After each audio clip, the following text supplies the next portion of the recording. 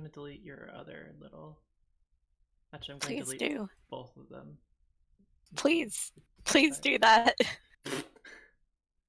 Please, I'm begging you. Please do that.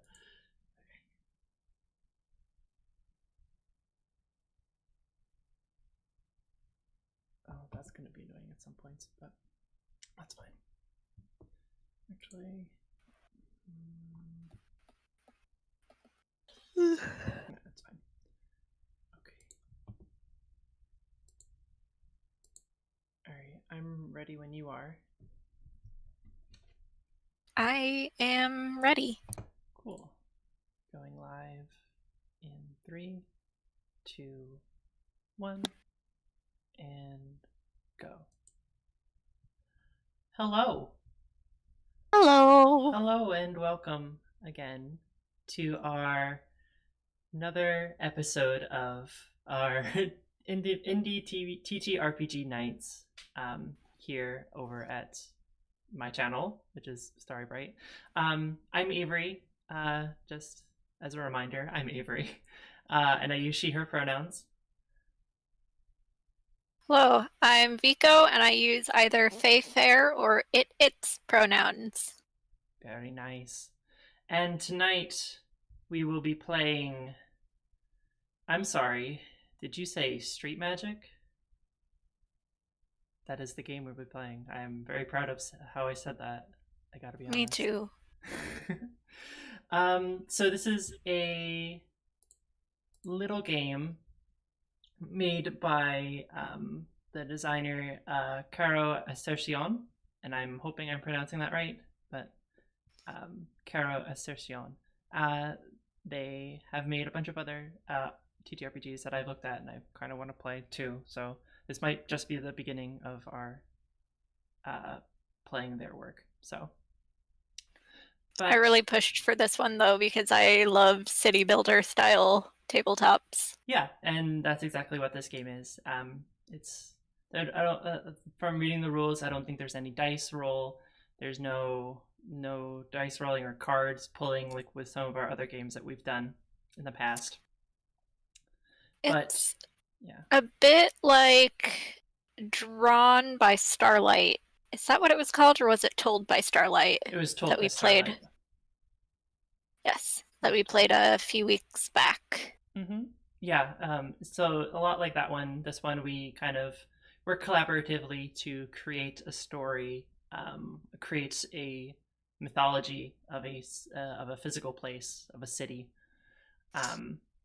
The PDF, or at least the rule book for the game, gives you like little quote things for you to say, which I really love because I love reading lines.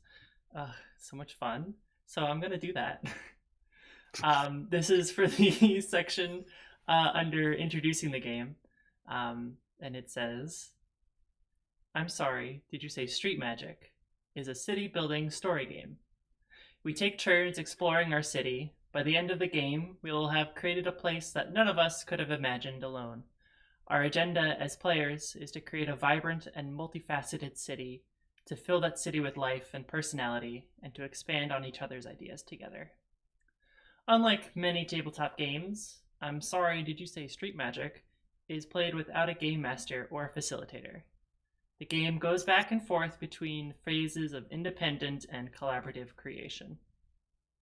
At times, we will decide on certain aspects of the city as a group, but on your turn, each of us has a complete control over what we add to the city."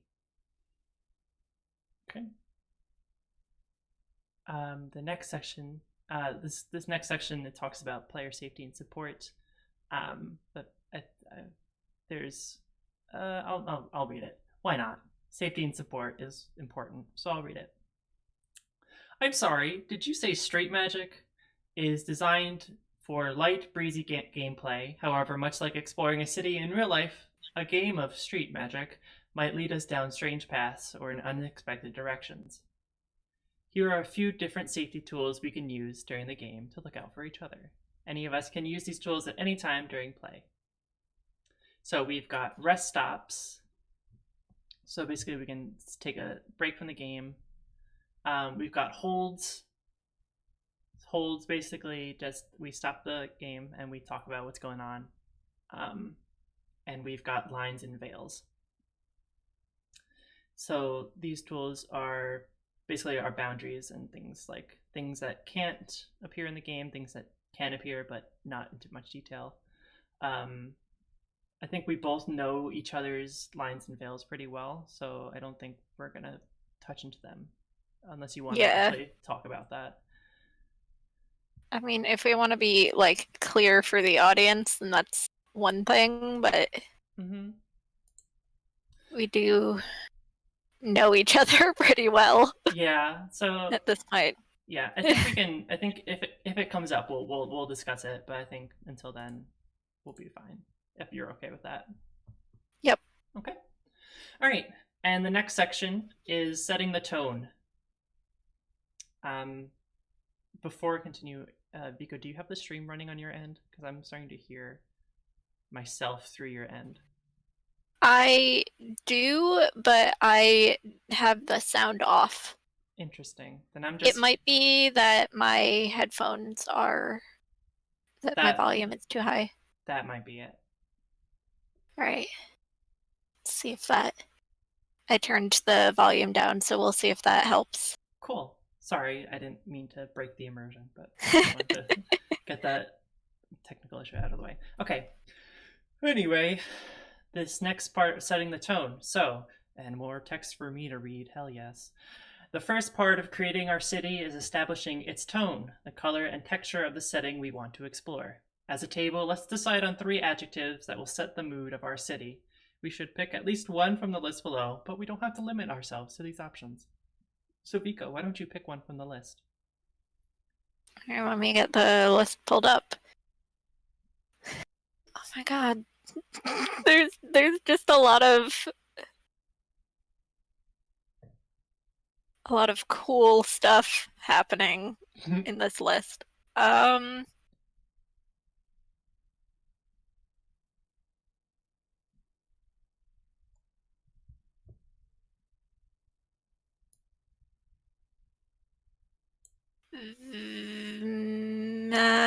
Vivid.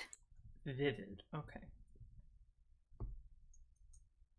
Oh, where did it go? There we go. No, I want to edit. There we go. And make it big.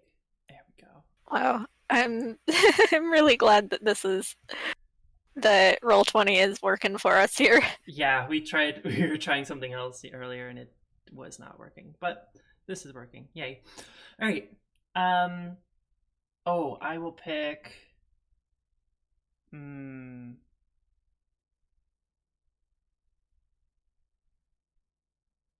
Oh, you're right. There are so many good ones.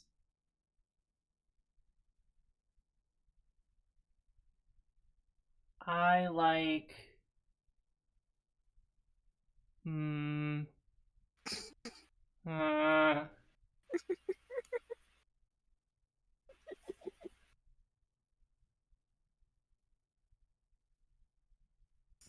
Right? It's difficult. It's like I'm gonna pick jagged. Ooh.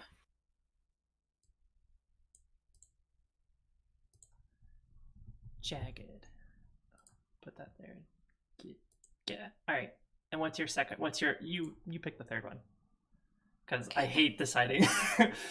Now, it doesn't need to be.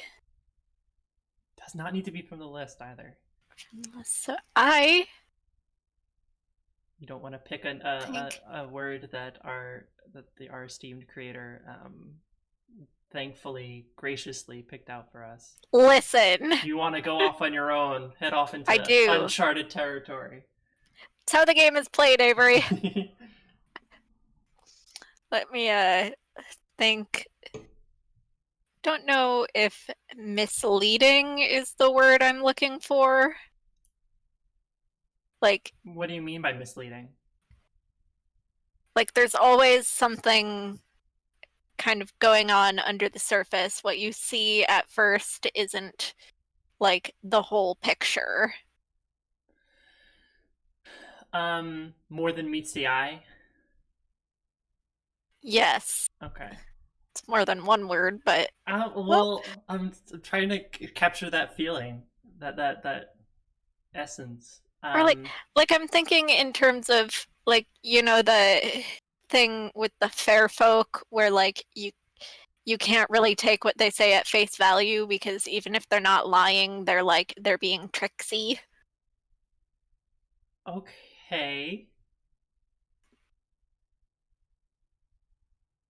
Duplicitous? Sure, that works. Oh, now I have to spell that. DUPLICITOUS. Okay. Yeah.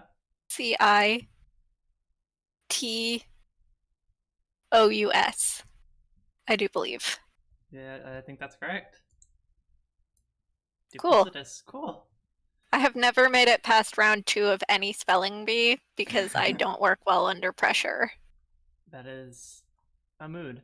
All right. So once we've settled on 3 adjectives, we write them on a blank index card, or in this case, into Roll20 here, and we place it at the center of our little thing.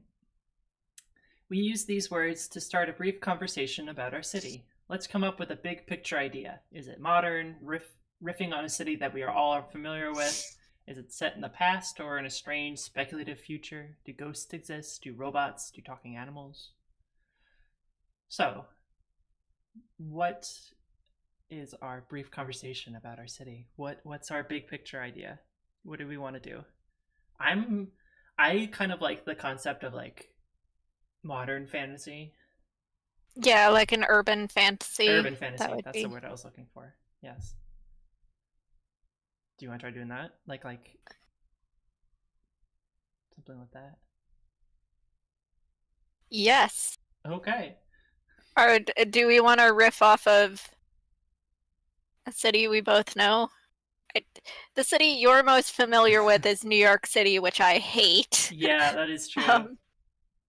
You do hate it. And the city you're most familiar with is what? Rochester, yeah? Rochester, yeah. Which I don't think you've spent enough time in to form an opinion of. I haven't really. I mean, it's a nice place. I like it.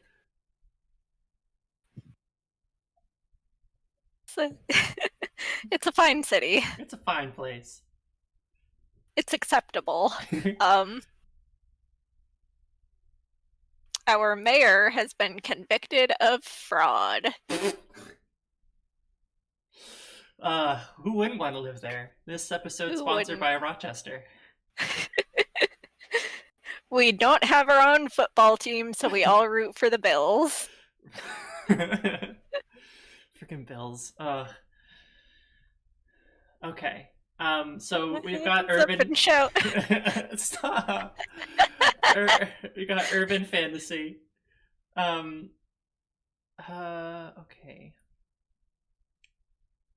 Do we want to do like a big sprawling like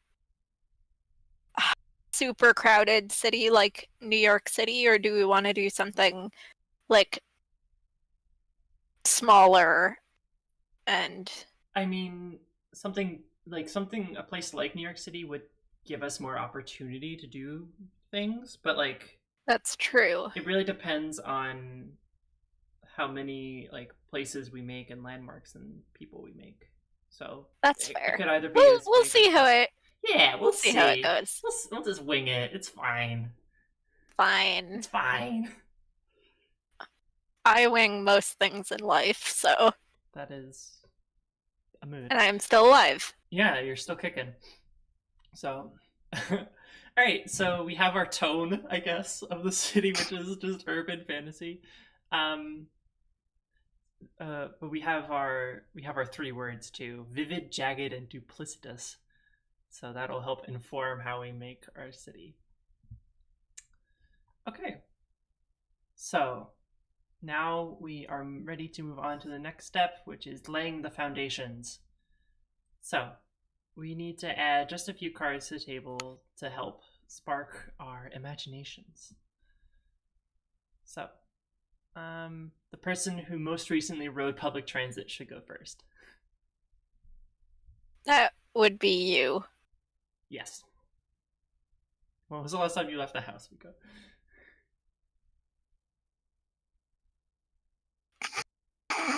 I don't want to answer that. That's fair. Okay. So next, I will turn to this section, Exploring a Neighborhood. Here we go. So this next section is called Exploring a Neighborhood. Neighborhoods in this game are the broadest, most overarching type of cards that you can play to build your city. So to explore a new neighborhood, take a blank index card or just draw a square in my case. So I'll draw it. I want to make it a different color this time. I want to make it red. Maybe we should have different colors for like neighborhoods, landmarks, and residents. Sure, why don't we do red for neighborhoods? All right. There we go. And put an N in the top left corner. Boop. And then give it the following 3 key elements: a title, a reputation, and a true name.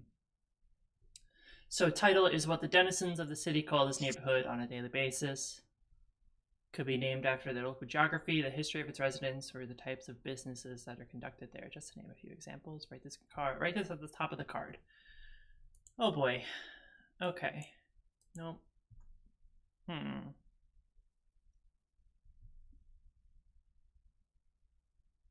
I'll go simple. Yeah. Nope. There we go. No. Yes. No. Yes.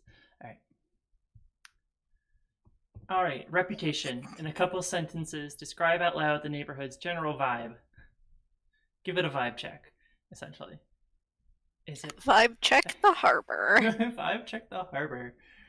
While I read this, invite other players to ask questions. Okay.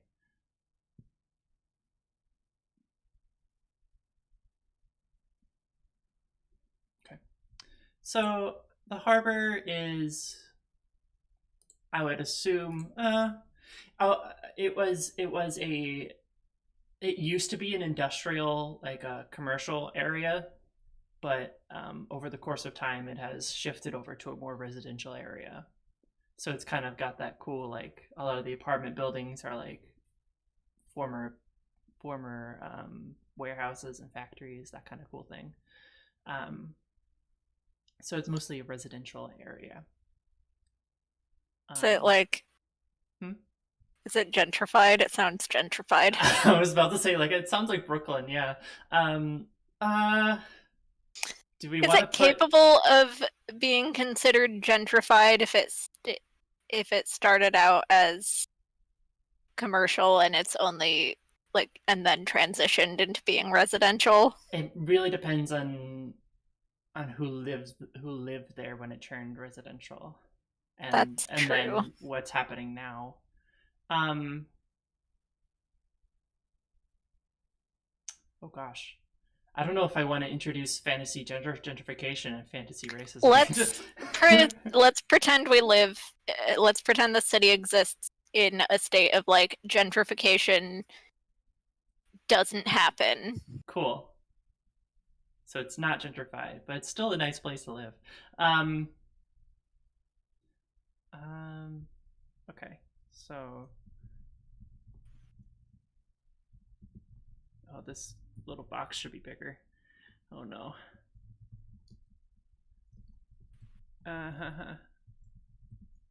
Okay. No. How about that? And then No. You're trying really hard. I'm trying so very hard. Here, how about that?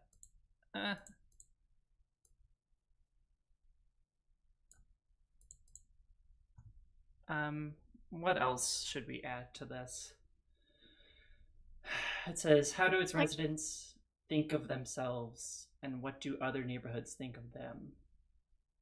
Like, is it trendy? Like, do young people, college students, people recently out of college live there? Or is it more like families live there? Hmm. Older folk. I think it might be a nice.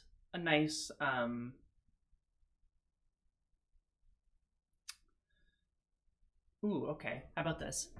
So I'm also trying to think of why it would shift into a residential area compared to a bustling industrial area because it's right on the water. What if like there was an event or something? Oh, actually, never mind. I'm gonna save it because there's actually a part in the game called an event that like changes the course of the city. So I'm getting ahead of myself. Um, I'm going to say that it's for families. It's like a nice place for people to settle down and grow up and settle down and raise kids and stuff like that. So, um, what should I write? Uh,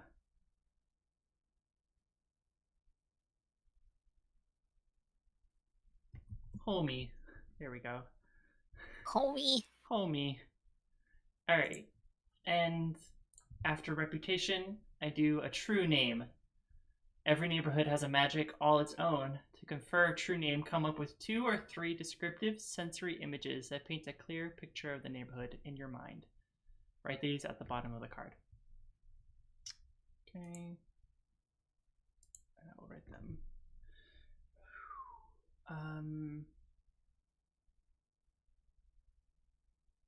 Oh my goodness. I should have prepared myself for this game more. I should have put more bigger words in my head. Um,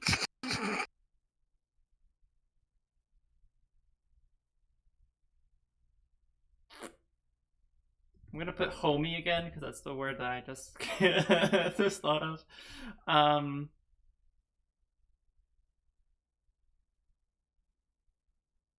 3 descriptive, 2 or 3 descriptive sensory images.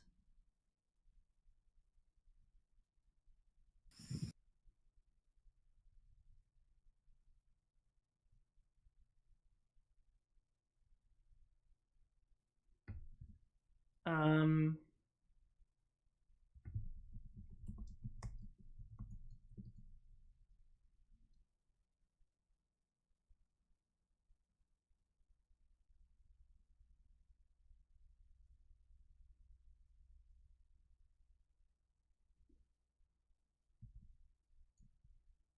hmm.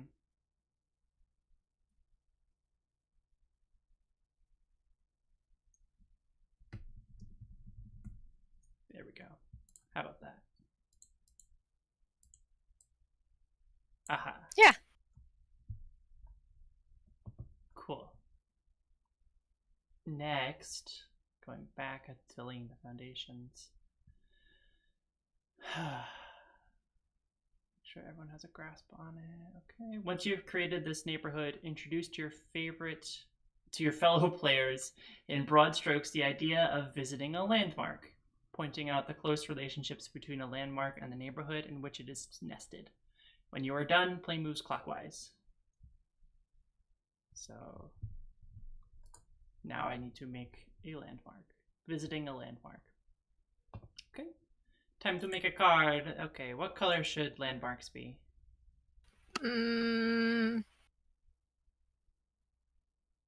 Pink. No, blue. Oh, jeez. Okay. I'll put it over here. Sorry, I just realized we already had purple and red out here, so. Okay. Alright, so let me put in its title. So a landmark should have a title. Oh, I should put an L there. Haha. Alright.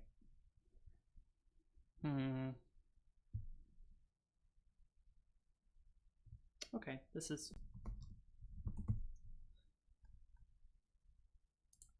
the docks at the harbor. I never said I was good at being creative. um, You're doing fine. ooh, nope, that's not what I wanted to do. There we go. So the next one is landmarks have three aspects to them, just like neighborhoods do. Landmarks have, oh my gosh, this PDF. Okay, have a title, like always, an address, and a true name. Address can be literal, like a literal address, or it can be sort of more poetic, more esoteric. So let me put its address, which is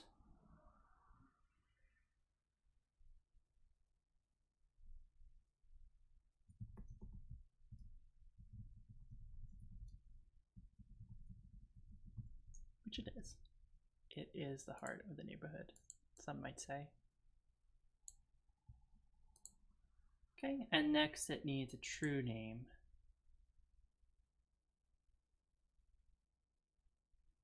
So,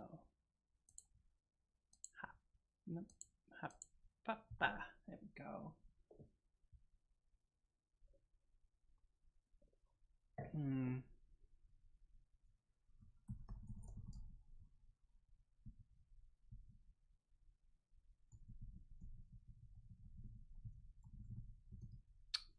I'm only going to do 2 for this one, so I can think about it.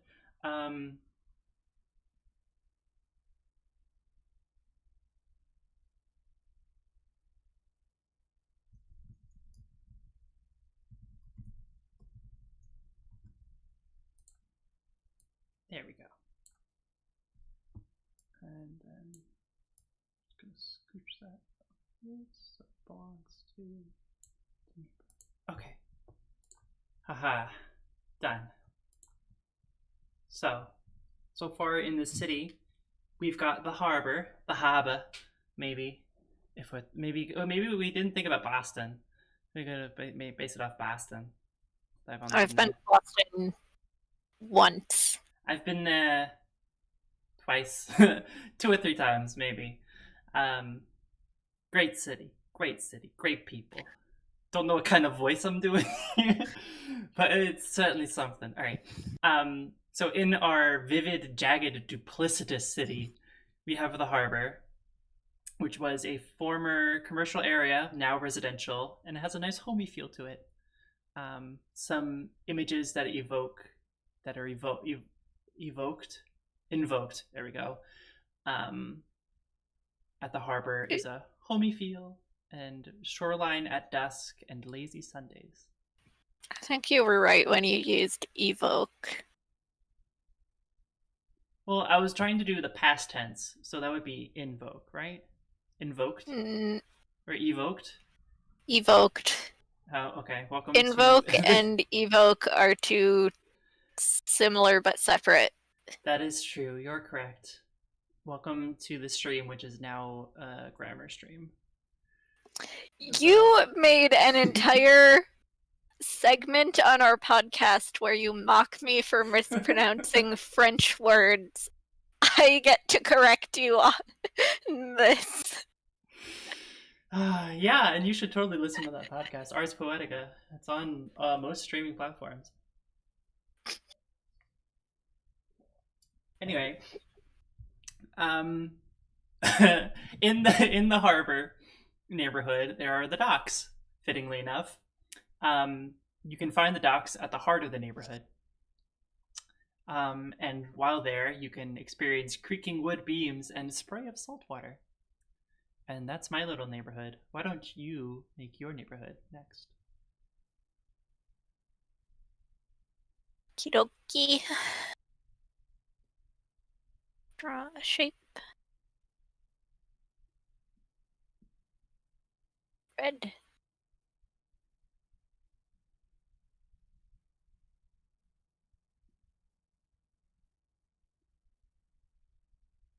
N. Oh, that's tiny. Oh,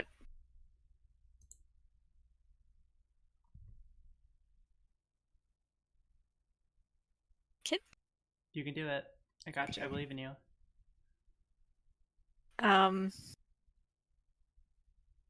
probably shouldn't. I keep opening new text boxes. So you're probably gonna have to switch to the selector button, and I can actually change it for you. I'll make it bigger. Thank you. There we go. About it. Right.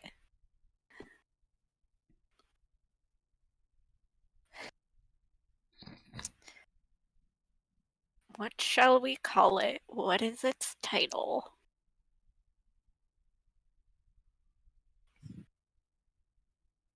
Um,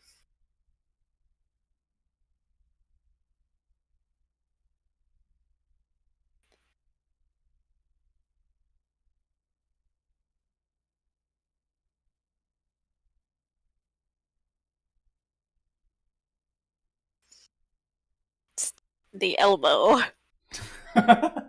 Okay.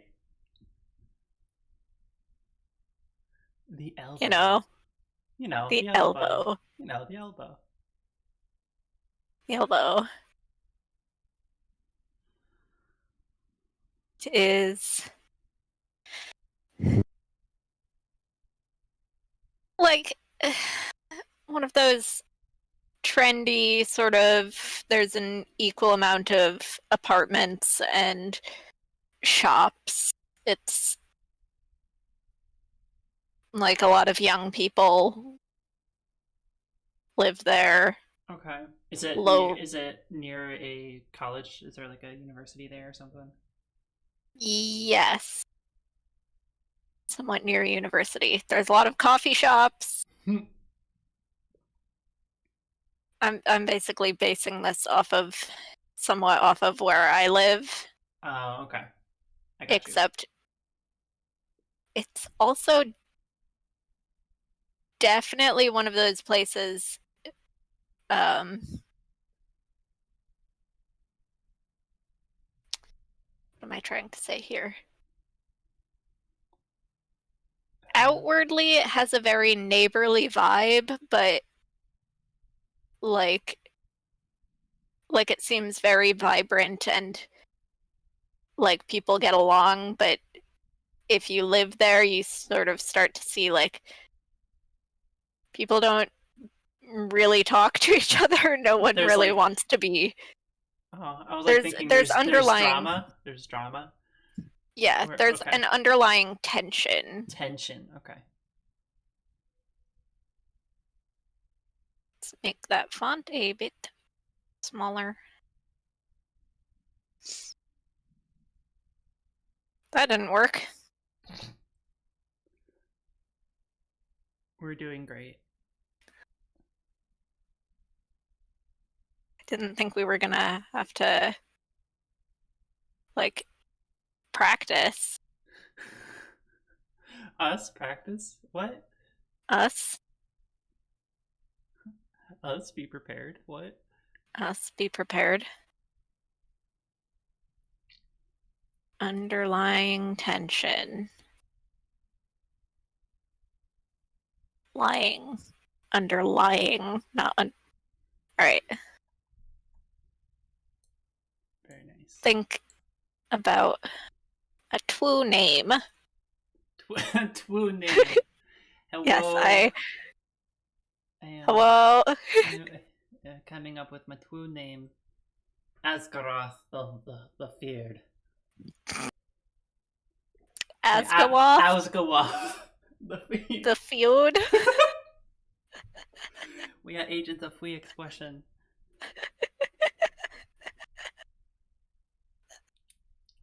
That's all I can think of. Alright, come up with your words. Chop chop, we're on a schedule, let's go.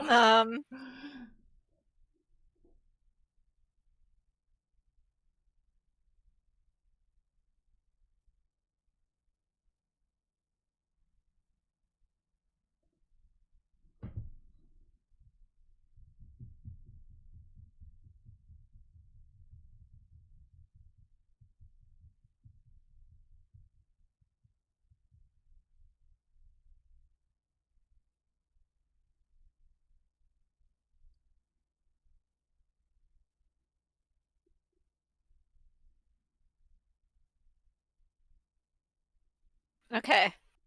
Oh, okay. So the words you chose were bitter coffee, hot metal, and the sound of a lock clicking. Those Yes. those are very evocative words. Uh, Thanks. all right. Um, Now, yeah. What's your landmark? what's my landmark? This is the wrong shade of blue, but I don't care. No. Avery, please delete this tiny box that I accidentally made. It's cyan. It's cyan. Hang on, I'm gonna scooch it down so it's fully in frame. There we go. Okay.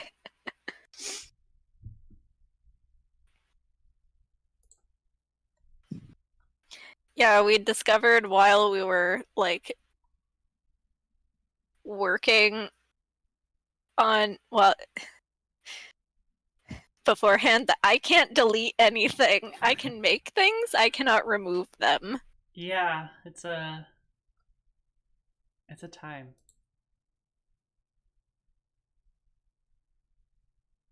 Okay. Um,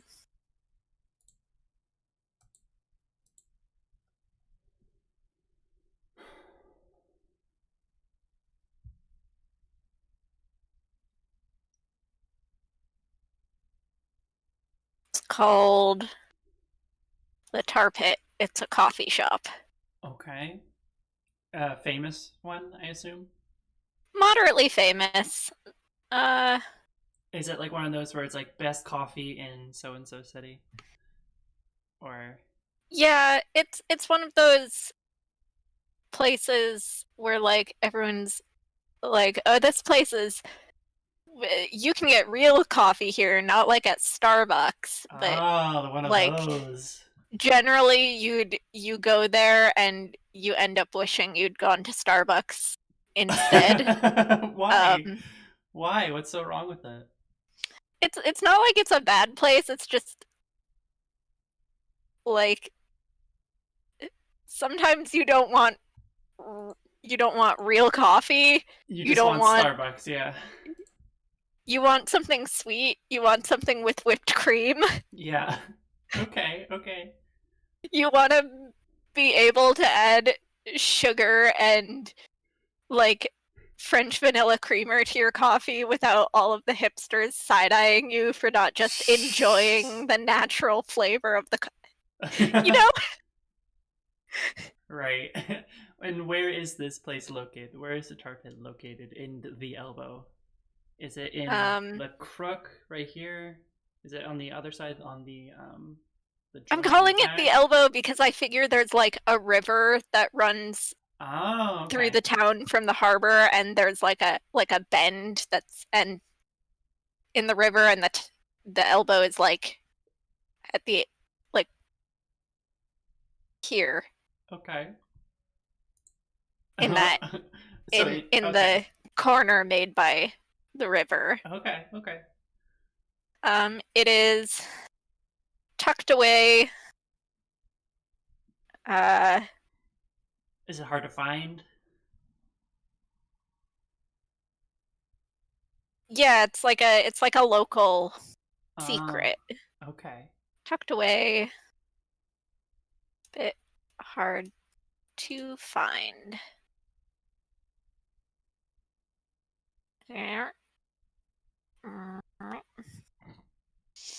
Let's give this baby a Twoo name. true name.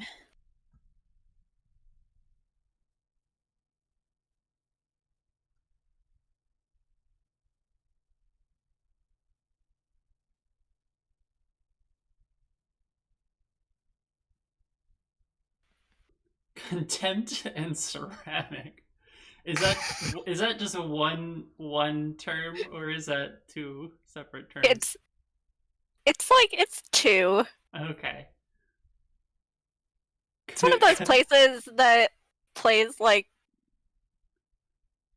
weird plays room full of teeth all the time. Oh my god. That would be an experience. I don't know how I would feel listening to a room full of teeth in a public space. You're just kind of like, wow, I wish they would play something I wish they not would play something that this. had a guitar maybe in it. Uh, room full of teeth, by the way, is a great oh god, what's ensemble that you should look up if you are watching. It's just sometimes you want to listen to music and you don't want it to be an experience. Yeah, you don't want it to You be so just want to taxing on listen. the brain. You just want to listen to music. That's what the tar pit is like. It's one of those places where it's just like sometimes I just want to do something and I don't want it to be a whole thing. Wow. I love that. I would go to the tar pit in a heartbeat. I feel like it would be like you and me going to the Coach store and picking stuff up and going like, "Oh, look at this!" But we were just like, "Wow, can you believe this costs $50? Fuck, man!"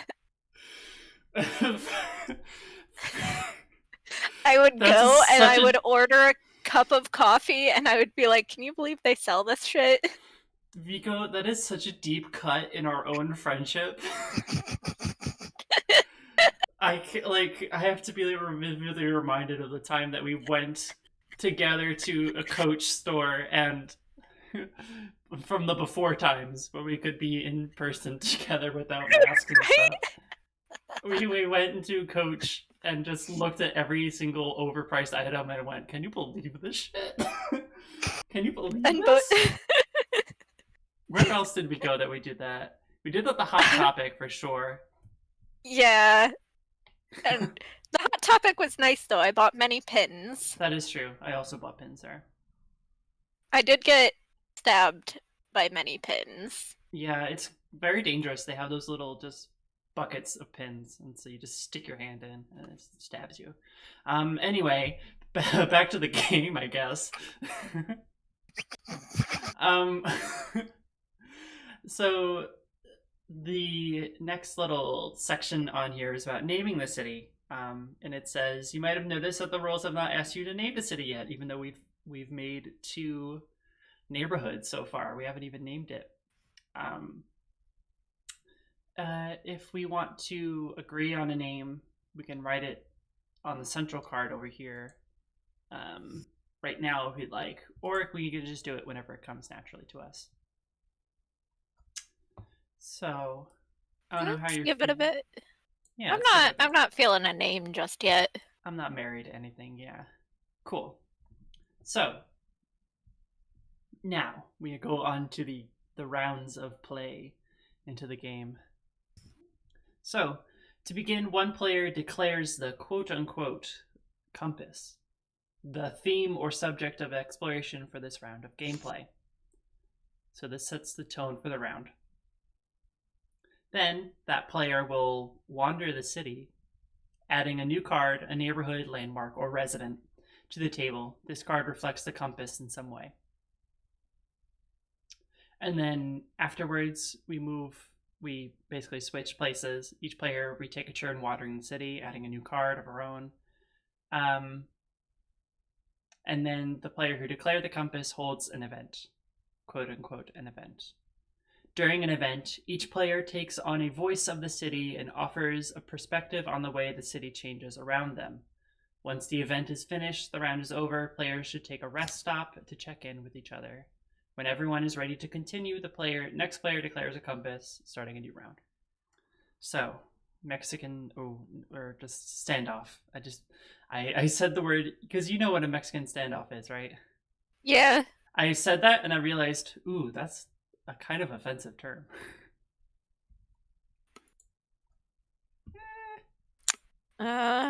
Anyway, standoff time. Who wants to time? Who wants to declare a compass?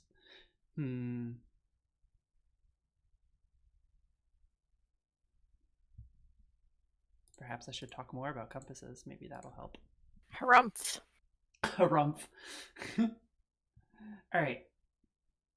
So we've laid out our foundation, and it says to read out the following. Cities are dense, packed with stories stacked atop each other. In order to give each round focus, one player chooses a compass to keep the story moving in the same thematic direction, at least until the next round. So anything can be a compass: a neighborhood, a landmark, a resident, an institution, a lineage, an object, a broad theme or concept, as big or small as you want. The compass can be an idea that already exists in play or something that you can make up right on the spot. How about whoever thinks of a compass first just calls it out? Oh shit, well I kind of... So it can be just like an idea that we want to explore? Yeah. I was thinking like the underbelly. Okay. So underbelly. Underbelly. Right. So you get to take a turn wandering the city. So you can either explore a neighborhood, visit a landmark, or meet a resident. Well, what we have not done yet is meet a resident, so... So a resident is always associated with a landmark, by the way.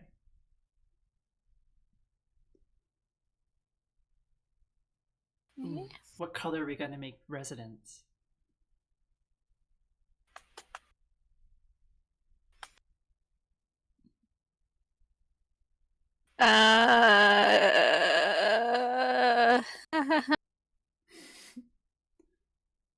Black. Black. Wow, boring. But I was gonna say green, but red-green colorblind is the most common kind of colorblindness, and I want to... we gotta be inclusive. We really do. Plus, I don't think green would work with the color palette we've been building here. And yellow would just be kind of obnoxious. I love your determination to keep to our taste.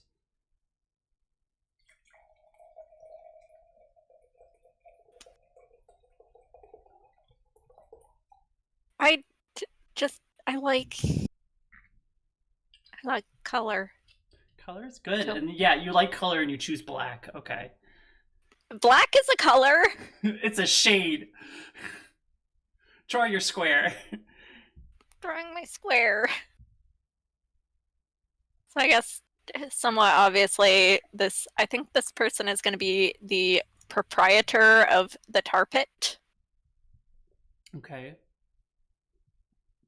Ah, shit, I gotta name them. Yeah, you do. Oh, God. Let's pull from...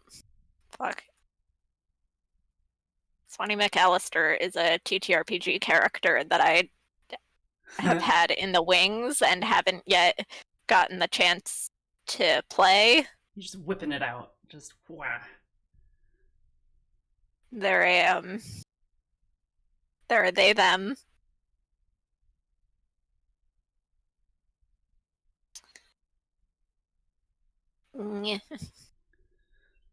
Arswani. Raswani. Raswani. There we go. Okay. Residents have a title and also pronouns. So for residents, describe this resident briefly to the table. If they have a noteworthy profession or other important qualities, feel free to write that information down. Like neighborhoods and landmarks, every resident also needs a true name. Unlike a neighborhood or a landmark, however, a resident's true name is established through collaboration during a vignette, a short scene in which all players participate. Ooh. A vignette is a brief glimpse into a resident's daily life. To begin a vignette, the current player decides where the scene takes place. It should be connected in some way to the landmark where the resident is nested. When in doubt, setting the vignette at the landmark itself is always a safe bet. The Okay. current player embodies the resident. Other players play various aspects of the setting, the weather, music, local flora and fauna, sights, smells, tastes, the passage of time, or other characters in the scene. Oh, okay. So my idea for Swanee, which is somewhat different from how I would actually play them when I finally get the chance to Mm-hmm. do that, Yeah. is that so they're the tar pit proprietor and information broker. Ooh. Shit. Jesus. I made this box too small. I wonder if I can make it bigger. I can make it bigger. There you go. Oh, yay. Perfect. Perfect. Perfect. All All right. right. So what's our scene gonna be? So this is a typical day, so I guess Swanee is behind the counter of Hi Oliver. It's him. He's here. He's here. He's the little void cat. He's so hard to see, but he's there. Yeah. Uh-huh. We always make time for Oliver. Little channel mascot. Mm-hmm. Okay. Behind the counter at the tar pit, kind of just a couple of regulars have come in and left. Kind of. Okay. Who do you want me to play?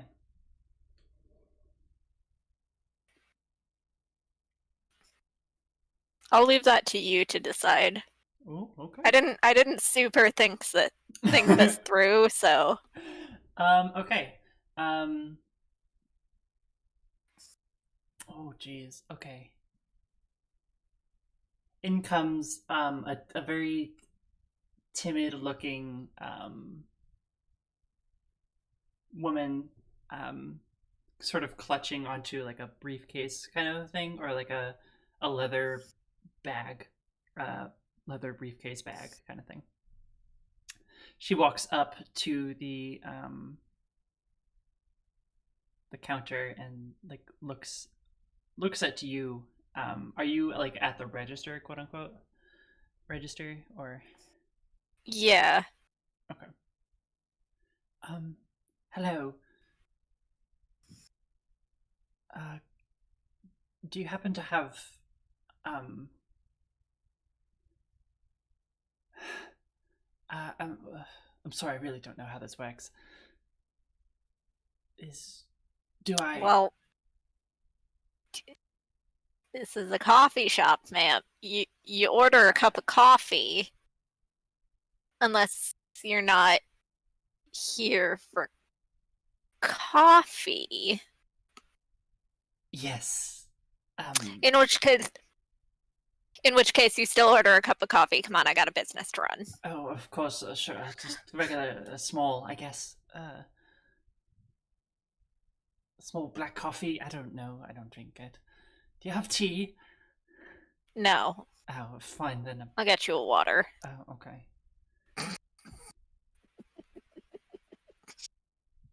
Do I just here?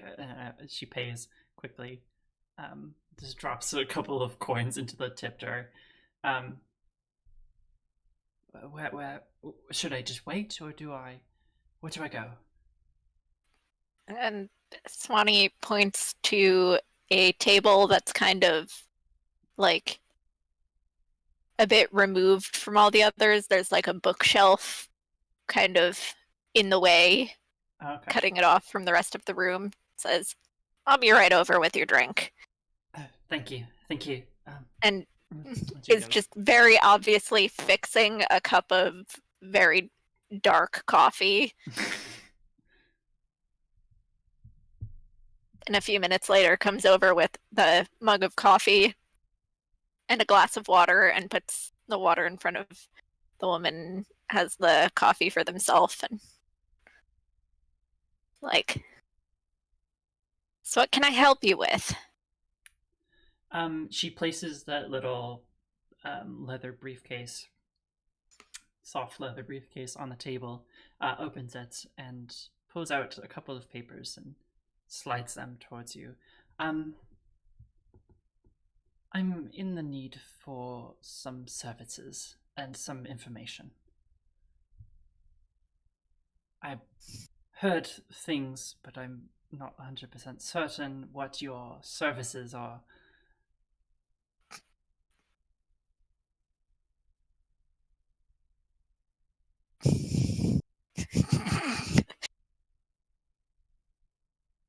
Well, information is most of what I do. Very, very, very good. But I can negotiate.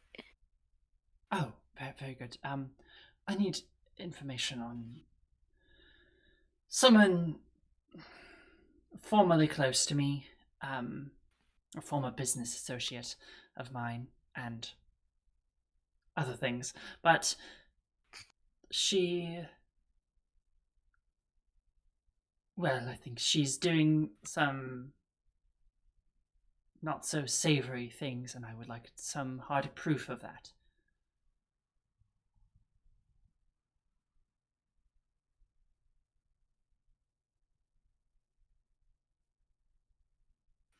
Hard proof. All right, well, first of all, I'm going to need a name. Second of all, none of this is going to be admissible in court. You know that, right? Oh, this courts aren't anything that I'm worried about. I am needing. This is mostly just for me. Um, the name. Well, you can just call me Claire. Her name. Oh. Who am I investigating? Hmm. What unsavory things? I'm sure you've seen a lot of movies, but I need, like, can't read your mind here. All the information is right there, and she taps the papers. Ugh. Ugh. Swanee kind of reading. Ew. leaves through them. I think this would have been faster if you'd just told me out loud. That was Avery not trying to not come up with another name. And after like a minute or two's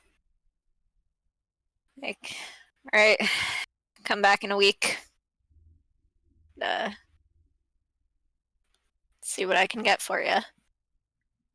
Thank you so much. Do you want her dead? Because, like, we can. I can do that. Yes, I'm aware. I'm aware you are capable of that. Bundle services. There's a like discount. It's. I'm listening. I run a business here. The discount, you say? So, how much percentage off if I were to ask for a bundle deal? 15. You have a deal. But I need the hard proof first, and then you may go ahead with whatever it is you do. All right. I'll see you in a week. Enjoy your water. Yes, thank you. And she just drinks it in one go and then gets up and leaves. Oof. Woof. Cool. Is that the scene? I guess that's the scene. Cool. So we've established Swanee as someone who's like a criminal. Criminal, kind of snappy, not very friendly. Yeah.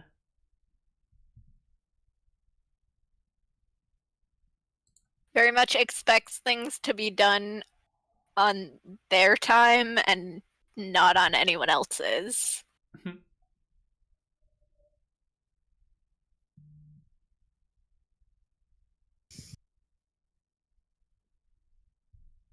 How do we translate that into a true name? I don't know. You're the one writing it. Ah, um, clue name. Tool name. Let's see.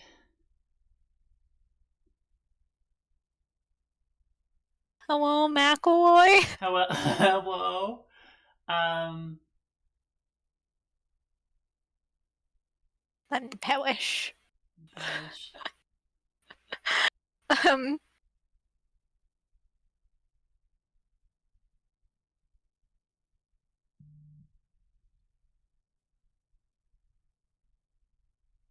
I mean, like, oh gosh. Okay, how about consider this? uh-huh. Sour words as one of them. Okay. And Sour words.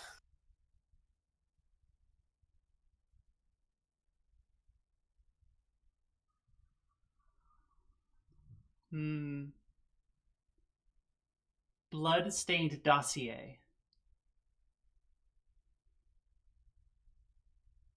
And that's all I've got. Bloodstained dossier and the scent of old dollar bills. Ooh.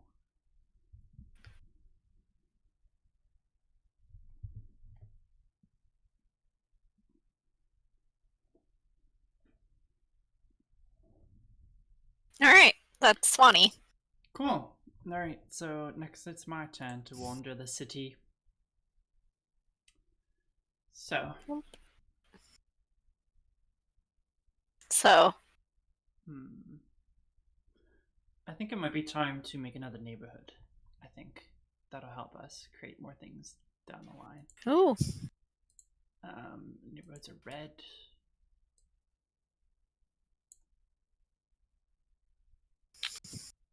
No, I want the text. There we go. N for neighborhood. Today's letter of the day is N.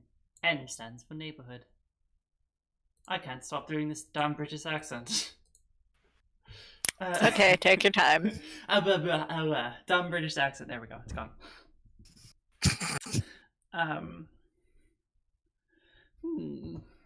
Now I need to name it.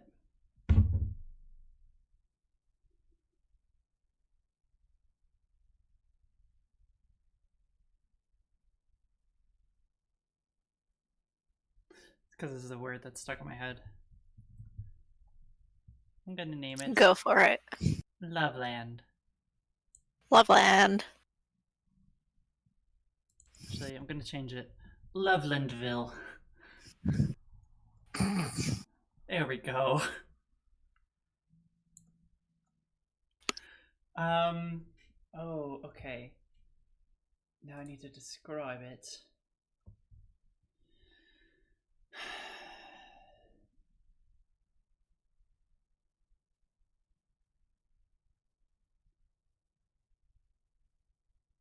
So, I'm gonna say this is more of a commercial area. So commercial. Change the font a little smaller. That did not do what I wanted it to do. There we go. I can't spell. There we go. Okay, commercial.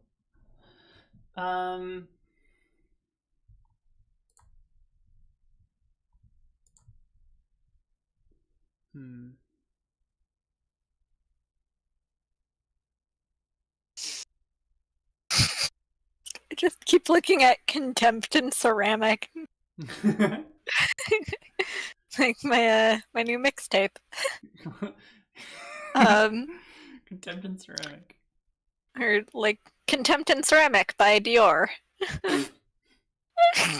No, help me with Lovelandville. Okay, so it's a commercial district. Yes. Like shopping, or is it more office space? And is it like upscale or affordable grocery stores? I think it's kind of like um executive. Like it would be essentially, if we're thinking of like New York City, it would be equivalent to like the Wall Street. Okay, so Uh, wealthy and kind of posh. yeah.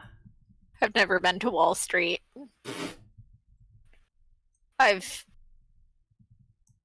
put out of my mind pretty much all of my experiences with New York City. You probably, Wall Street's not a place to go. Not a That's good. touristy place to go. Unless you want to see that stupid bull, but Yeah. um I want to see it removed. okay.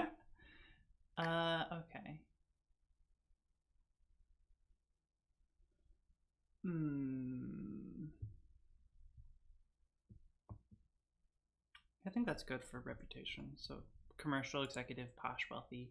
As far as a true name, okay, I have an idea. So freshly pressed suits.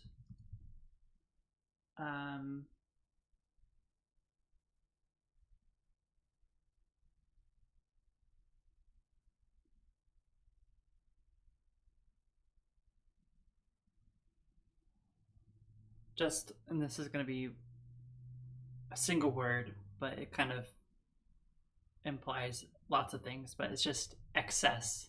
Just excess of everything. And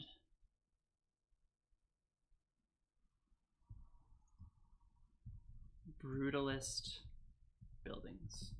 Oh god, brutalism. There you go. The audience is learning about a lot of my preferences today. Yeah. So this is the Lovelandville. A very uncharacteristic name for the place that it is living.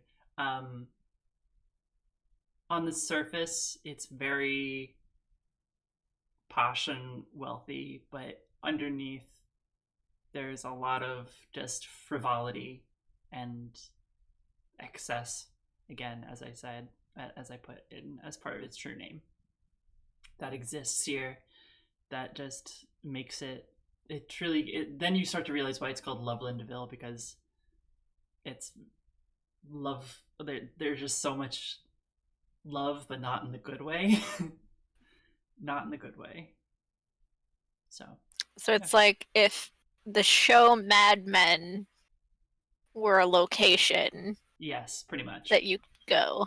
Pretty much, yeah. Okay. That's my turn. So now you have to do. It gets back to you, so you have to hold an event. No, you were the one who had the compass, so don't you do an event? I thought you were. Oh wait, no. You were the compass. I declared the compass. You're the compass. Fuck.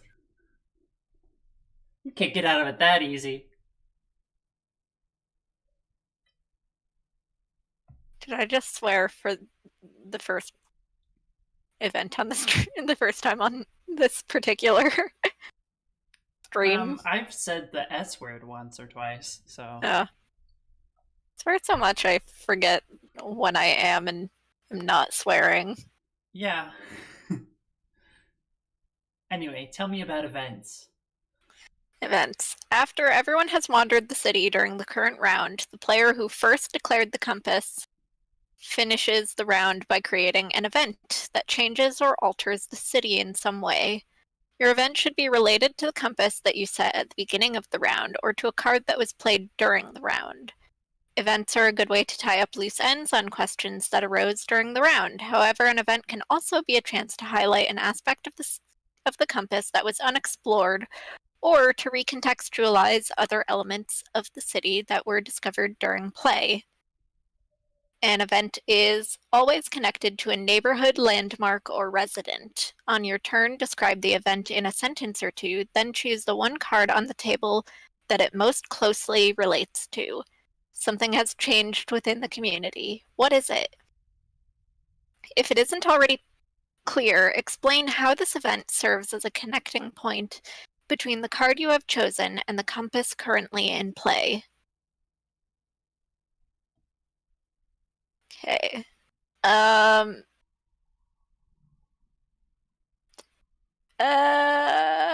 want it to be. I'm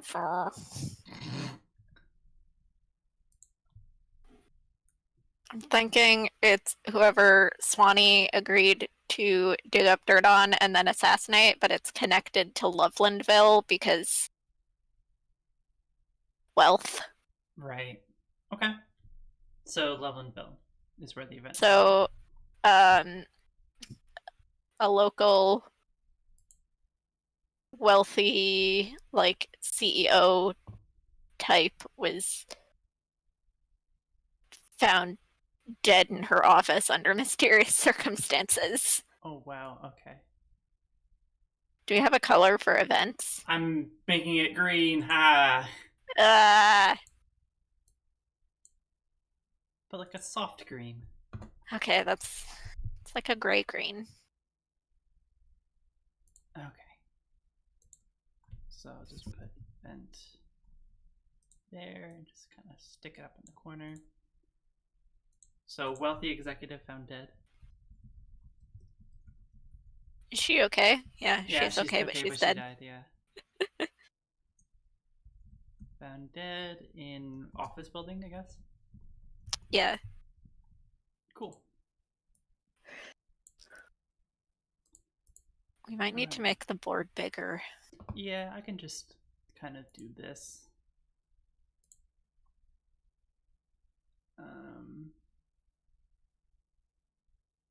We'll figure it out.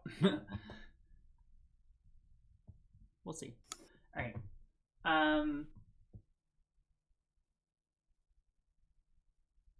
Okay. So each player gets a chance to respond to the event by taking on a voice of the city. So the players are not embodying specific residents, but rather a myriad perspective and viewpoints of the community, especially members of the city who may be impacted by the event. Once the person who chooses the compass has created the event, start with the player to their left, which is me, and move clockwise around the table. It's just me. As a voice of the city, each player does one of the three following actions. We ask a question about the origins, implications, or repercussions of the event. This question is always rhetorical. Let it hang in the air. State an opinion and show a consequence. Okay.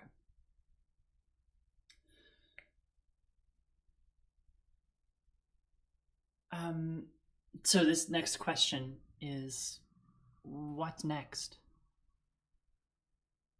And that's coming from the Claire, the woman who signed up for this. Just what next? What next? Where do I go from here?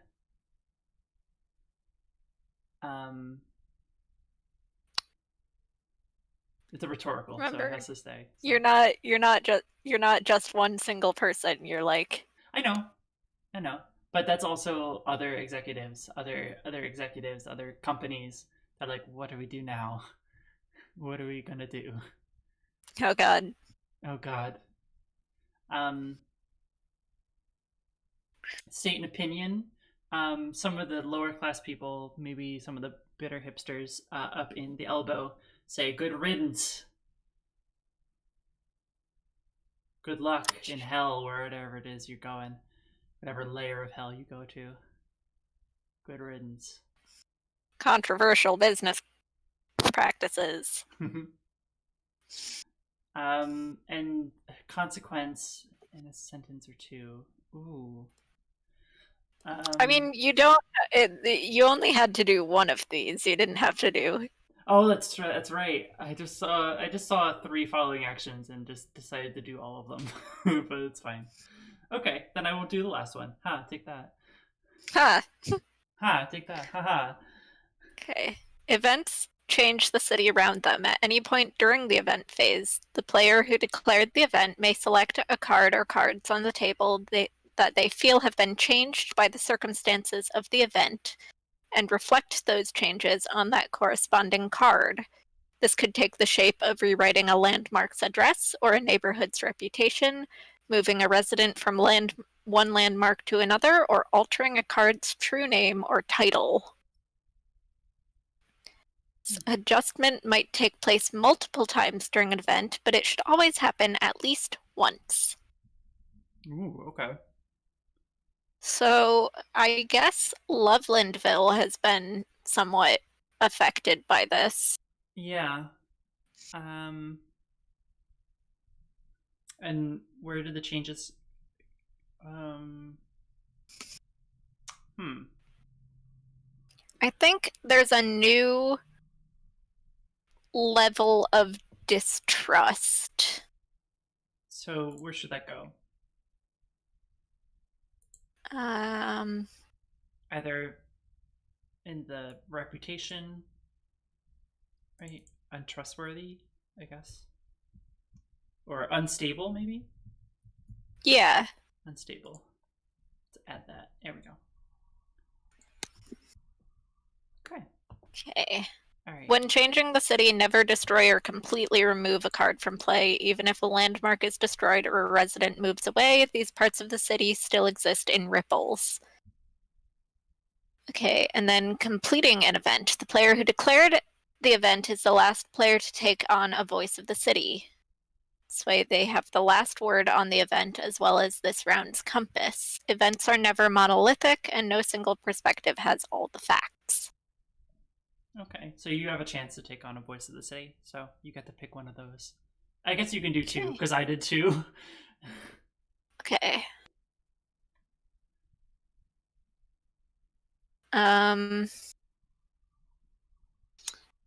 Question I'm gonna ask is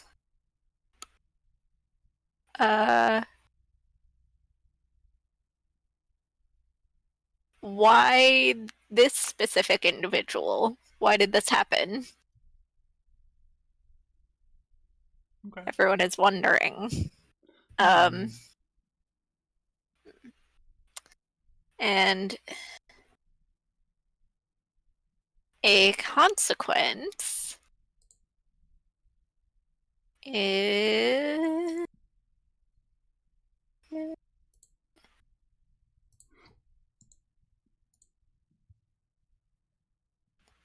think oh, what are the consequences of someone dying under mysterious circumstances? Fuck. There's I don't know. some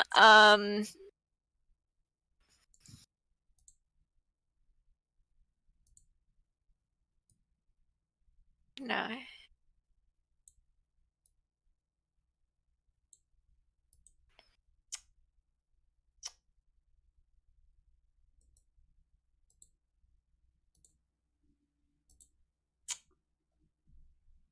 Some of the businesses she ran might Mm-hmm.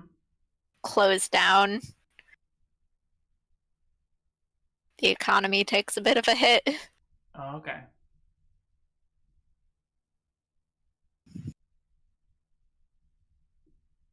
Okay. So. I don't know. But that makes sense, though. Some of her businesses take a big old hit. So. Ba, ba, ba. After the leading player takes on the final voice of the city, they should end the event phase by writing a second perspective on the directly underneath the first perspective. The event's other side should complicate it, add a new point of view that came up during the conversation. Hmm. Okay.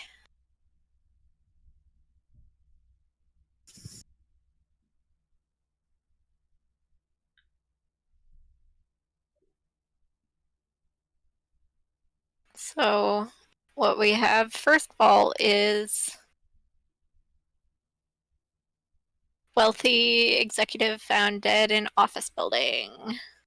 Right. Uh.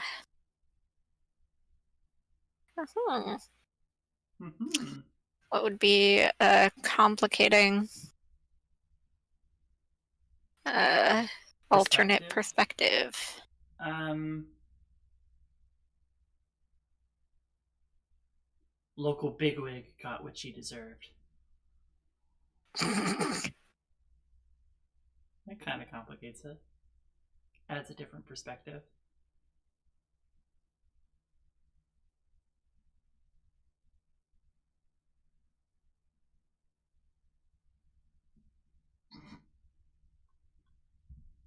Uncle Bigwig got what she deserved. Mm-hmm. Cool. Fuck capitalism. Fuck them. All right. Next is the next. We start the round over, right? Yep. Cool. Let's do. So we have to declare the compass.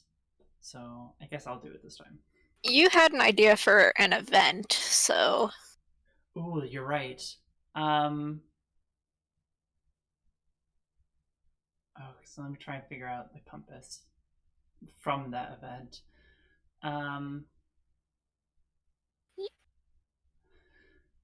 Hard times, I think, is the compass. Okay.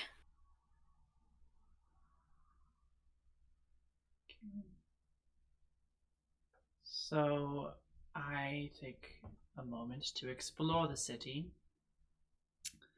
and I am going to make a resident Okay. of. Oh, actually, I don't want to draw it there. I'm going to draw it here. Resident.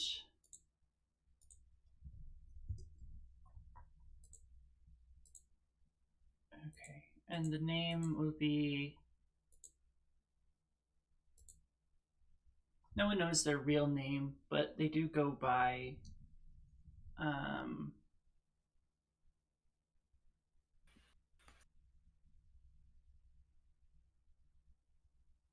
Barker, like a carnival Barker. Uh, it's a uses he/him pronouns. Come on. Everyone on stream can see how awful I am at typing. Cool. Okay, him. He is a little. He runs a little stand on the docks. So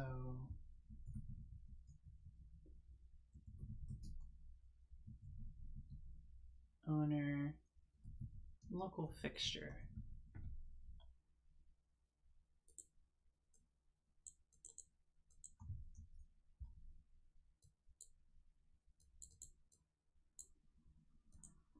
Make you a little smaller. Stand owner, little local fixture. So I think for this scene that I kind of want to set for this should be why don't we start with you being some kind of patron to his little stand. Okay. What kind of stuff does he sell? He or do? He is sort of he's someone who we will see every single day at the docks who shows up because the docks are sort of a little bit of a touristy area and where like everyone goes who lives in the harbor they'll go and hang out there and people don't know where he lives, people don't know where he comes from, he just shows up every single day and is there selling his things, and he sells random trinkets, just lots of little knockoff toys and knockoff sunglasses and bags and stuff like that.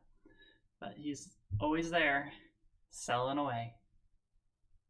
Okay.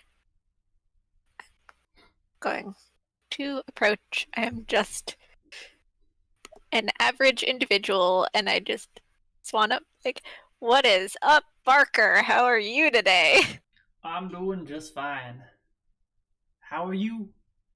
How are I you? am great. Looking for a gift for my sister's birthday. Ooh, well, I have just the thing. 1 second over here. Um, I've got. Well, I don't know. I don't know. It's what's tell me what this gift. What are you looking for this gift?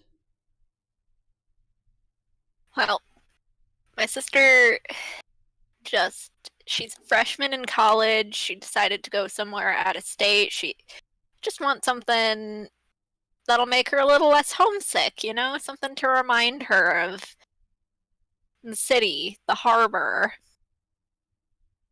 I got you. I got you. Okay, here. He pops it down. It's a little snow globe of the docks. A little snow globe. This will be perfect. And I know what you're thinking. You can get this anywhere, but watch this. And he shakes it. And instead of snow going out, it actually realistically displays the weather, the current weather. So right now it's like a nice partly cloudy day, and so the snow globe reflects that. So you just shake it, and then it says whatever weather we're having here. That is perfect. Yeah. Um. So that's gonna be just you know 10 and 6. Um. But for you, I'll do half price.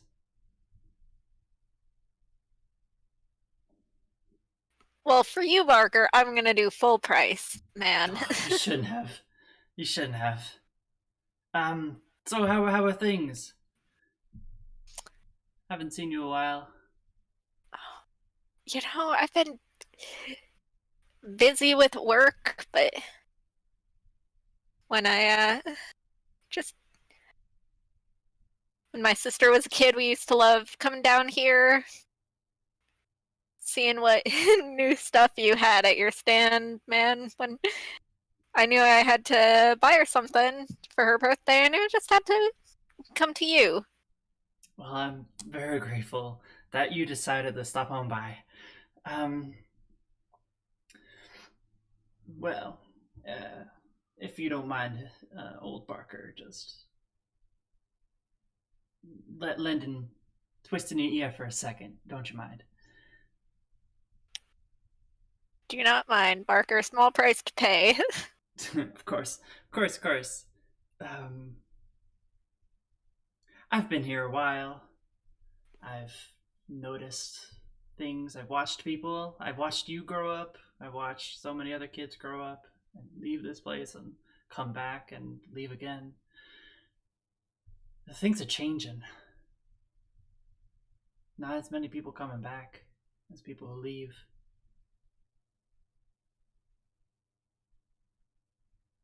And business has Yeah. been business has been going fine lately, but I feel it in my bones. Something changing, something coming. Hard times. Hard times.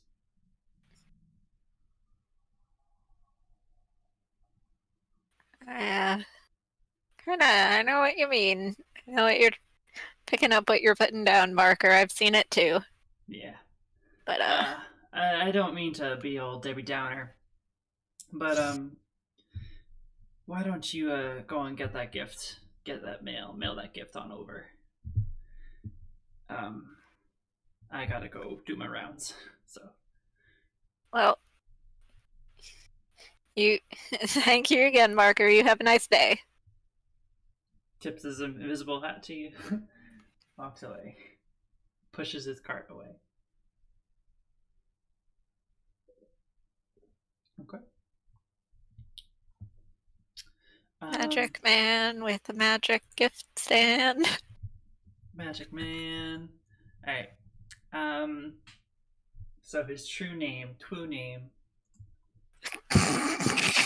just gonna do that every time, aren't we? yeah, I am at least. True name should True be. name. I'm open to suggestions if you have any. Um.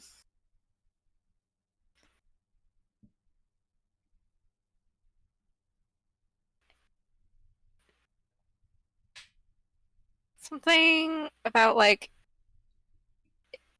being observant. Like, Finger on the pulse. How about that? yes. Finger on the pulse. And then I'm only gonna do two because I don't have enough brain energy to do three. Um,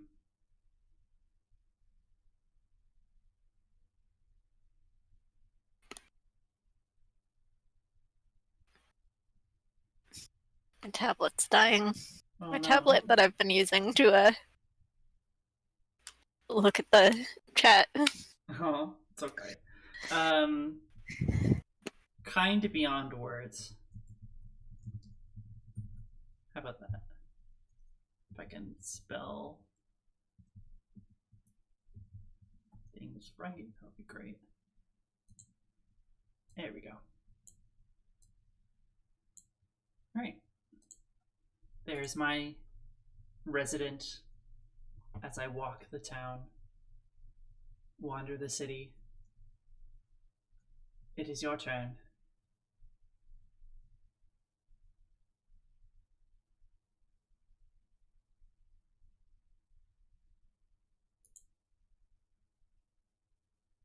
Okay.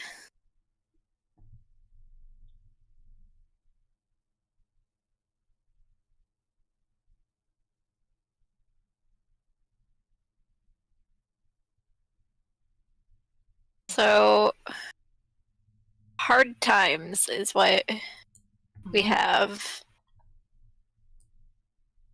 I'm gonna do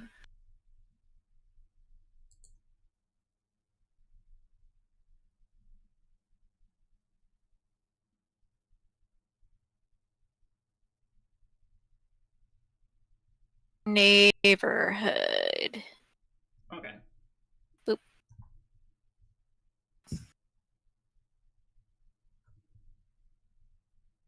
Neighborhood. Neighborhood.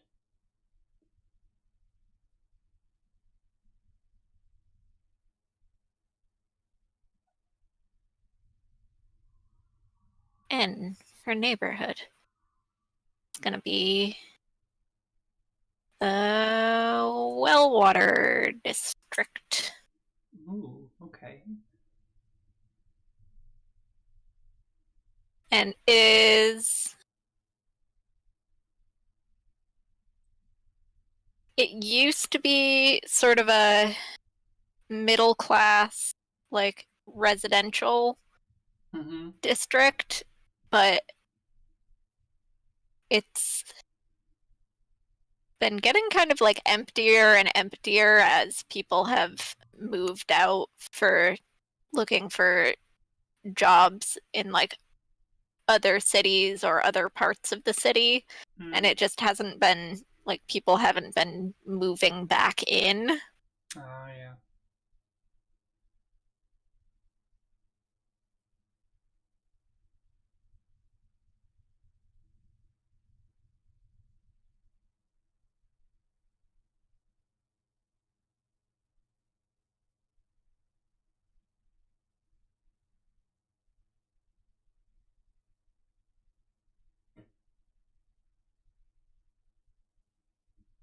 So what's its so once bustling residential area, now ghost town. Okay. And what are some of its so What was it like before people left? It was very friendly and neighborly. It's like it's what the Elbow tries to be. Okay. Um, just a like more townhouses than apartments. Um,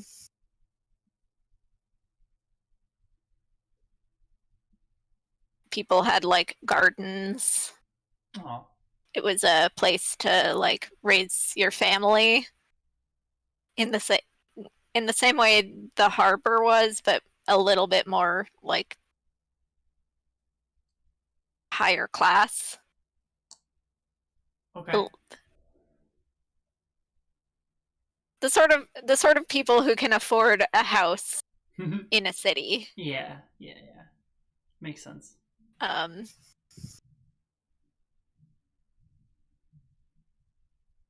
Kind of makes sense if we're looking at the city the way that it is on the screen, like the harbor shifts into the Wellwater district, which shifts into Lovelandville. So people who live oh who yeah, work at Lovelandville probably live in Wellwater district maybe or used to. like not the bigwig executives, but Yeah. probably like the Mm-hmm.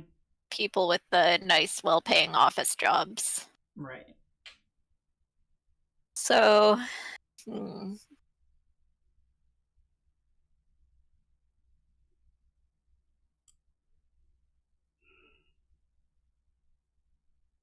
So what's it like now? So like what's it like now after people have left? the houses are more run down. There's like no one's really upkeep. There's not a lot of upkeep. Um, Mm-hmm. People rent out their houses, um, but not a lot of them. It's not like a great place to rent. Mm-hmm. Yeah. Um, Probably a lot of Airbnbs.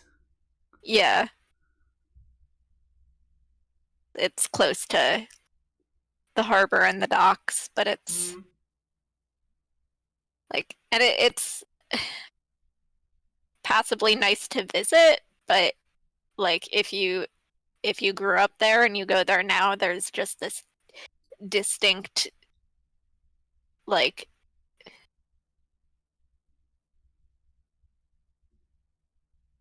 the what are they called? The wah wah wah. What? The like in the westerns, the Squares? no, that roll across the scene. They're Oh, like a plant. tumbleweeds? Tumbleweeds. It's like you go there and there's just a mental tumbleweed rolling across like in front of you because it's Because it's just abandoned, yeah. essentially. Okay. There's more empty houses than full houses. Oh, okay. Ooh, Um, very. and like you could rent there, you could, but everyone who has tends to move out pretty quick. There's just this feeling of like, oh, I don't want to stay here. Relatable. That's a relatable feeling. Okay, so what are some of your true names?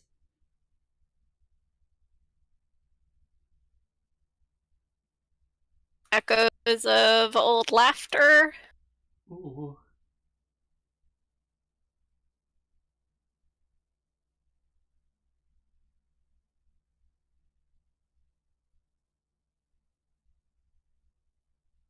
what else?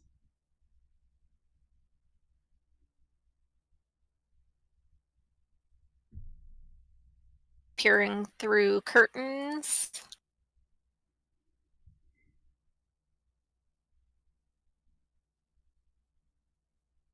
Um,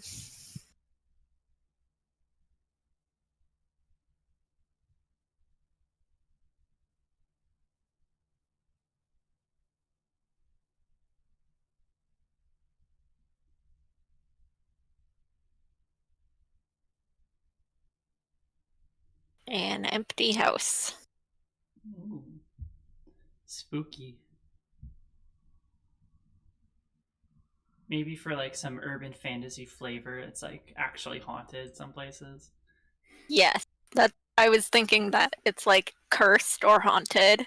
Ooh, so like that's the reason why that people are living? So it's cursed or haunted? Yeah, Oh, okay. like it's in part just because of like times of hardship, but it's also been exacerbated by like the reason why it hasn't gone from being a middle class area to a more affordable, like people don't move in, Mm-hmm. or if they do, they don't stay because there's just something wrong about the neighborhood. Okay. Okay. So next is I get to hold an event. Yes. So um hmm.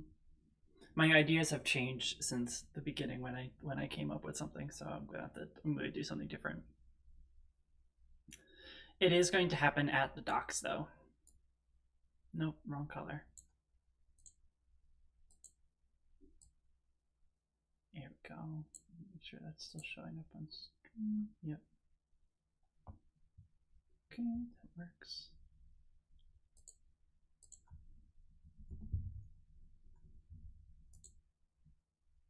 It's kind of small, but you get what I mean. Okay.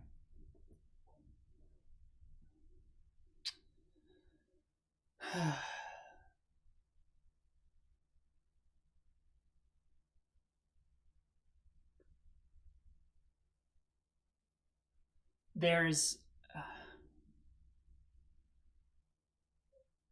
something happens at the docks, and it's hard to some lots of conflicting ideas about what actually happened, but what people think happened was something attacked the docks. A spirit of some kind or some demon, something magical and powerful, and it devastates the docks and makes the harbor no longer a safe place to live. Oof. Um, yeah. So, Running short on safe residential districts. yeah, yeah. Um, Would you like to live in the Wellwater district where you will be constantly dogged by the feeling that you're being watched? Or would you like to live in the Elbow where there's college students and nobody likes anybody else? honestly, that's the only safe place left to live. All right, Yeah. all right. Attacks docks. Um, I'll leave it to you to react and to flesh out more. To be a voice of the city.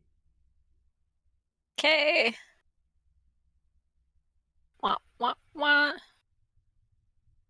Ask a question, state an opinion, or show a consequence.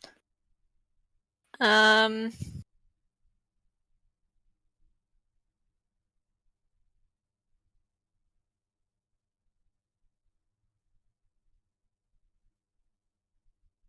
okay.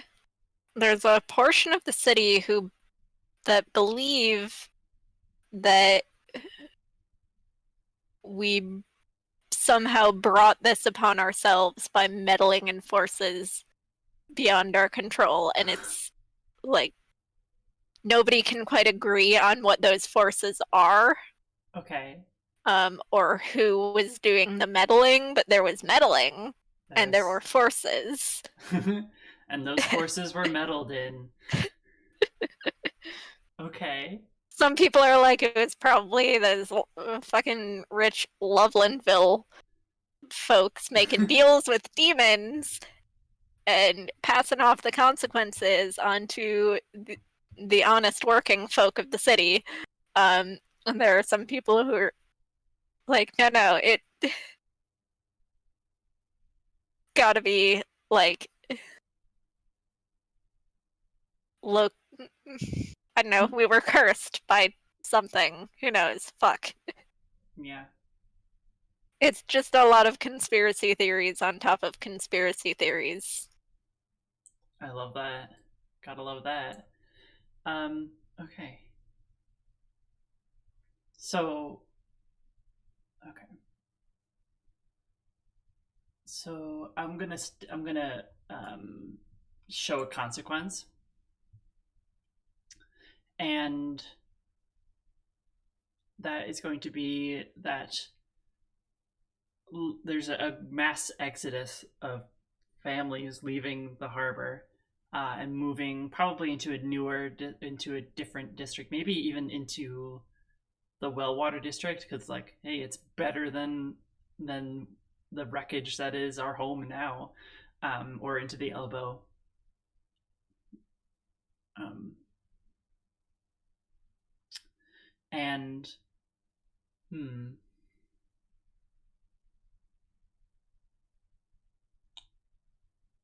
yeah, I think that's all I can really think of. Is just this. It's just the massive exodus of people living in the harbor and the docks, and the docks have no longer, or like, people don't go near the docks anymore because it's, first of all, they're destroyed pretty much, and the amount of people who don't trust the place, it's just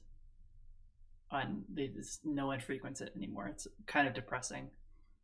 I Barker wonder what has that snow globe shows now. um uh not great. It's not does not look good. It still shows the weather, but the docks are destroyed in the snow globe. Aw. Unfortunately. Yeah. Okay. Um all right. So the docks, I'm gonna change their kind of reputation or address, I guess, to former heart. The former heart of the neighborhood. How about that? How does that sound? Sounds good. And then for the secondary, um, perspective of the event, I like what you added. Like it was our own fault. We brought this onto ourselves. So I'm gonna say, like, uh, people in power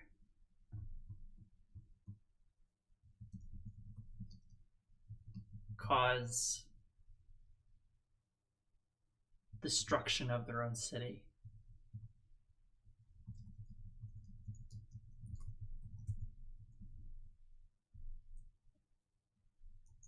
There we go. Okay. And with that, that ends the event. And we've been going for almost 2 hours now, so Yes. why don't we end this by naming our city? So, has anything come into mind for you?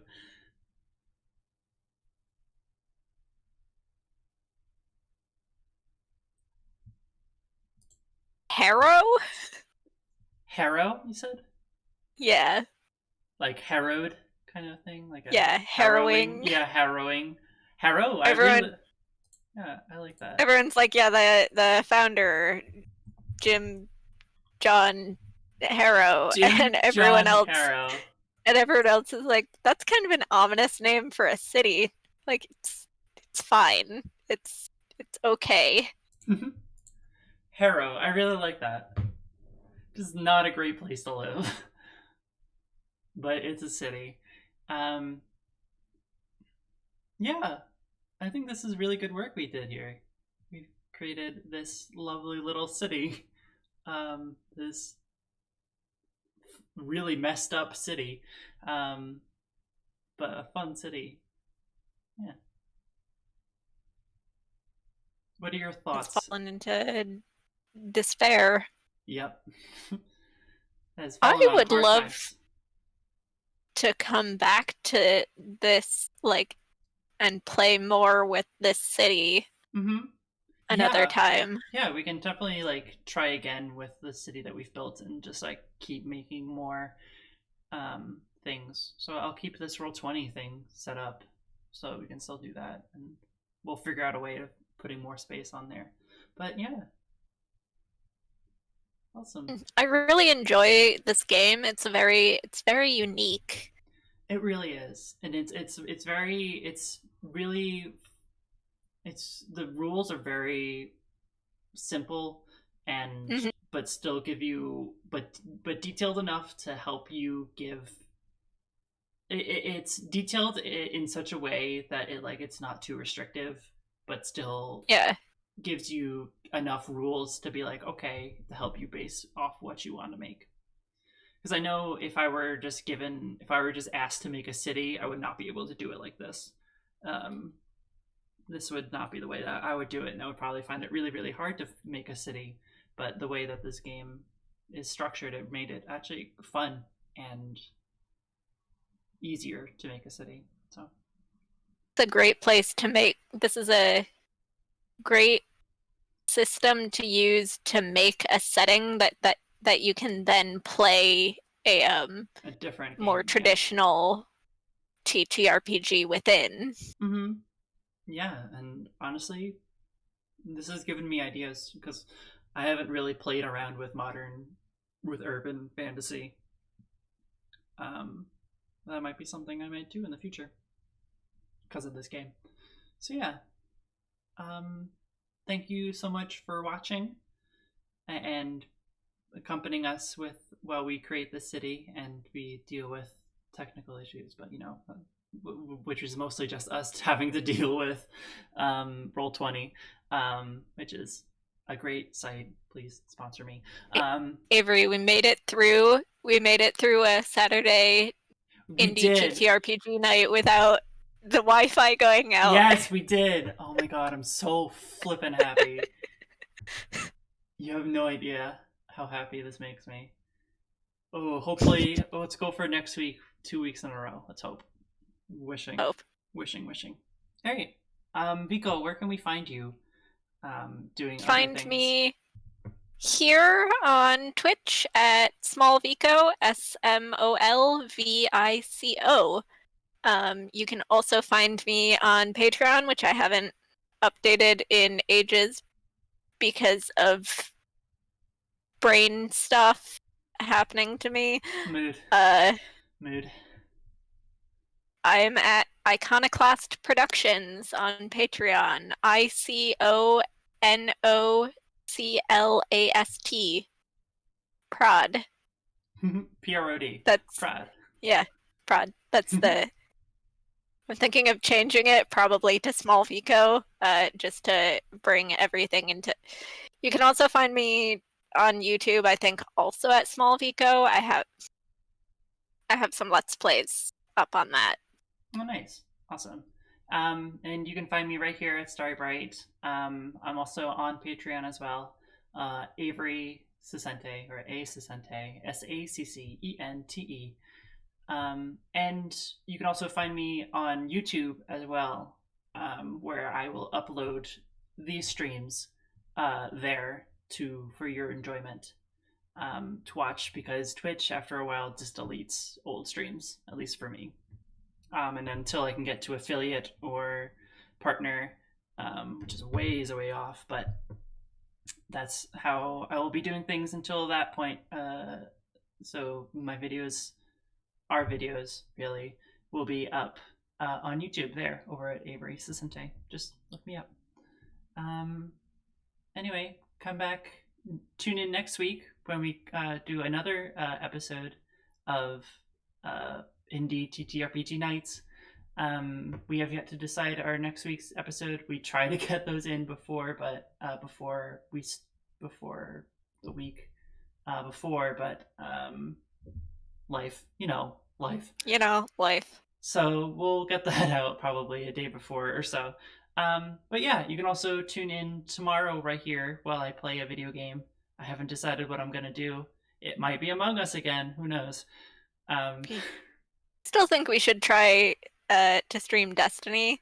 Yeah, but we're not good at it, so We're not good at it, but it would be fun. It would be fun. I am thinking of when Beyond Light comes out to play that. Oh yeah. Play the story mode for that at least, but I love how we were both like, okay, we have to hold each other to not spending our money on Beyond Light. And that was back when we started playing Destiny 2, and now we're just like, Beyond Light, Beyond Light, We're gonna do it. Anyway, that's beyond the point. Stay tuned. You can find me on Twitter at Avery_Sisente. That's where I announce all my streams. But yeah, thank you so much for watching and for watching us draw squares on a screen and creating a city. All right. Thank you so much. We'll see you next time.